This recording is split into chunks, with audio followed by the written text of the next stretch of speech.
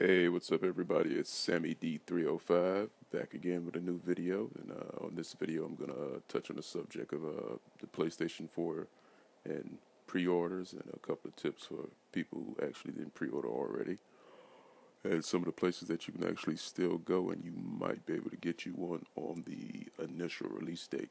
So let's start it off.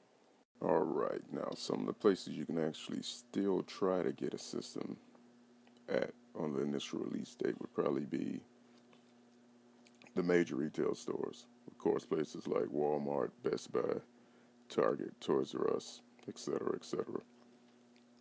Now, the thing with this is Sony has gone on record and said that they're going to allocate a certain amount of systems so when people go into stores, they'll still be able to purchase them, which is a good thing.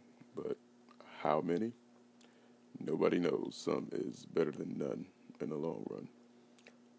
Other places you can probably go to pick up the system on that day that a lot of people skip over and don't pay attention to are the wholesale club places. Places like Costco, places like Sam's, places like BJ's. These places usually sell the system in a bundle. It comes with maybe like a extra controller or a game or two.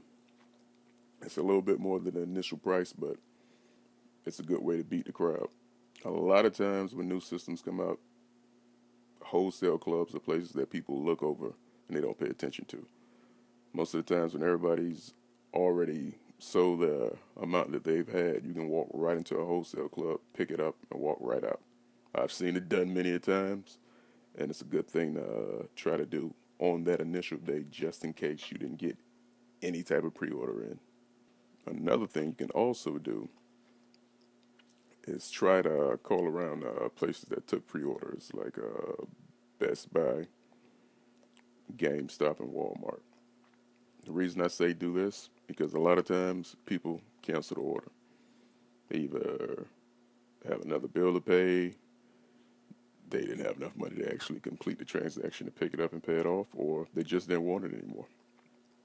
9 times out of 10, it's worth the long shot to try it. You never know, you might get lucky. Now, while I'm talking about places where you can actually pick a system up at, what I've been hearing from a lot of people who pre-ordered their PlayStation 4 from Best Buy is when they call a store, go in and talk to someone, or when they call customer service, they're telling them, even if they pre-order, that they should arrive early to guarantee that they actually get their system. To me, that's kind of stupid. If you have already taken my money, or at least what they do at Best Buy is they put the initial hold on your card to see if you actually have the money, and they take it off, and then they return the money back to your account. But they do this back and forth until the initial release, like at least monthly, once a month, I believe. So what would be the actual point of me pre-ordering from your store if you're telling me that I'm not guaranteed a system?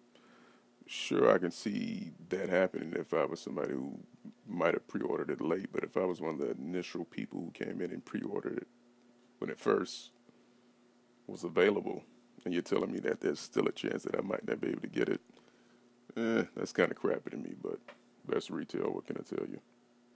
Another thing that a lot of people can also do is go online, search electronic retailers online to see if they have any systems for pre-order, or if they will have actually systems to order initially on the launch date.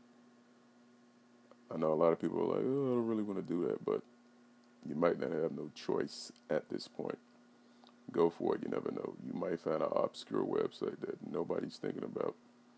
You still might be able to secure one without having to fight or go through a bunch of trouble just to get your system at least within the same release week. That'll save you some kind of trouble, at least in the long run.